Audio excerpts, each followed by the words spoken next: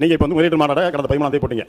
ஜூலை 31 முதல் காலாண்டுகளுக்கான தொழில் முதலீட்டு 4 ஸ்டேட் 4 மாநிலத்தில் ஒரு ஒப்பீடு நமக்கு வெளியே வந்து நீங்களாம் பார்த்துருப்பீங்க. அந்த 3 மாத காலத்தில் ஜூலை 31 வரை நீங்க பார்ப்பீங்கன்னு சொன்னா தமிழ்நாட்டில் முந்தைய காலாண்டை விட 74.48% சரிந்துள்ளது. ஒரு குற்றச்சாட்டு வந்து பயங்கரமா வைக்கிறாரு. அதுக்கு ப்ராஜெக்ட்ஸ் டுடேன்னு ஒரு பத்திரிகை, அது வந்து ஒரு நீங்க காசு கொடுத்தா என்னாலும் எழுதிப்பாங்க, அது வந்து ஒரு பிரைவேட் பத்திரிகை.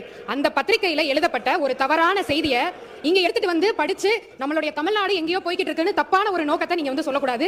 அதுவும் இல்லாம வந்த ஒரே 3 மாசத்துல 1 லட்சம் கோடி அப்படின்றது இன்னைக்கு வரை எந்த அரசாங்கமும் பண்ணல, நாங்க பண்ணியிருக்கோம். நாங்க சொல்ற ஒப்பீடு சரியில்லை என்று சொல்வதற்கு உங்களுக்கு அந்த உரிமை உண்டு, அது ஒன்றும் மாற்றல. அதை சொல்லுகிற இடையில காசு கொடுத்தா பத்திரிகையாளர்கள் எது வேணாலும் எழுதுவாங்க என்பது ஒட்டுமொத்த ஜனநாயகத்தை, ஏன்னா ஜனநாயகத்தில் 4வது தூண் பத்திரிகை, தொலைக்காட்சி, அதை கொச்சப்படுத்தக்கூடாதுன்றதான் என்னுடைய முதல் பிரச்சனை. ஒரு அரசாங்கத்தினுடைய செயல்பாடுகளை குறித்து 3வது கண்ணாக இருந்து விமர்சனங்களை எடுத்து வைப்பது பத்திரிகைகள், ஊடகங்கள். அந்த பத்திரிகைகளில் வரக்கூடிய செய்திகள் மீது இப்படி நம்முடைய அவையில அப்படி ஆட்ரிபியூட் பண்ணக்கூடாது. அவர்கள் என்ன நடந்து கொண்டிருக்கிறதோ அதை பற்றி எழுதுவார்கள்.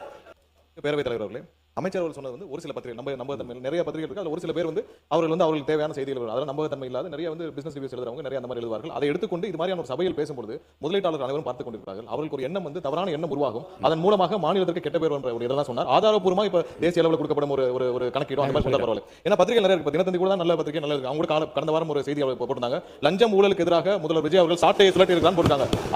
அது போன்ற விஷயங்கள் கண்டிப்பாக நம்ம நம்புறோம். ஏன்னா ஆக்கப்பூர்வமாக நம்பகத்தன்மை உள்ள பத்திரிகைகள் நிறைய இருக்கு. அதையெல்லாம் நம்ம கண்டிப்பா எடுத்துக்கிறோம். அந்த ப்ராஜெக்ட் ஸ்டூடெண்ட் இருக்கிற அந்த இதை எடுத்துட்டு வந்து இங்க பேசும்போது ஒண்ணு மட்டும் அவங்க கூகுள் சர்ச் நார்மலா பண்ணியிருந்தாலே தெரிஞ்சிருக்கும். நாங்க வந்த உடனே L&T 18,600 கோடியில 8,200 வேலை வாய்ப்புகள் தரோம்னு சொல்லி போட்டிருந்தோம். ஆனா அதுல அவர் சொன்னது பாத்தீங்கன்னா 7,000 கோடி தான் மென்ஷன் பண்ணிருக்காங்க. நார்மலா நீங்க ஒரு கூகுள் சர்ச் பண்ணியிருந்தாலே அந்த நம்பரே தப்புன்றது உங்களுக்கு தெரிஞ்சிருக்கும். இப்படிப்பட்ட ஒரு தவறான ஒரு செய்தியை எடுத்துட்டு வந்து இங்க சொல்லக்கூடாதுன்றது தான் நான் இங்க சொல்லிக்கிறேன். 2017ஆம் ஆண்டு மாண்புமிகு பேரவைத் தலைவராக மாண்புமிகு தனபால் அவர்கள் இருக்கின்ற நிலையில் அவர் ஒரு குறிப்பை இங்கே படித்து காட்டுகிறார்.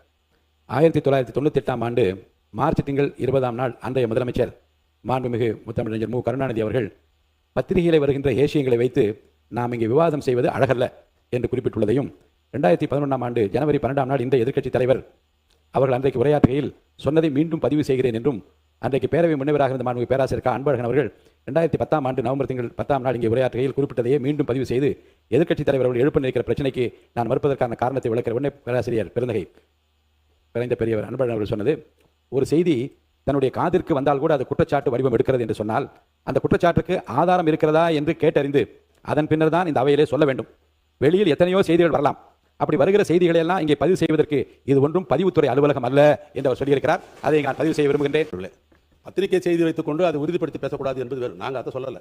பத்திரிகை வந்து காசு வாங்கி கொண்டு எழுதுகிறார்கள் என்பதுதான் குற்றச்சாட்டு. அப்படி பேசக்கூடாது. ஏன்னா ஜனநாயகத்தில் 4வது தூண் என்ற பத்திரிகை நாமே சட்டமன்றத்தில் பல நேரம் பாராட்டி பேசியிருக்கிறோம். அப்படி இருக்கிற பொழுது பத்திரிகை காசு வாங்கி கொண்டு எழுதுகிறது, அப்படி நம்முடைய மின்துறை அமைச்சர் குறிப்பிட்டதை போல அவர் என்ன சொன்னார் கேட்டீங்கன்னா, சில பத்திரிகை அது எந்த பத்திரிகை பேச சொல்லிட்டு 19வது பத்திரிகை சொல்வது தவறு இல்ல.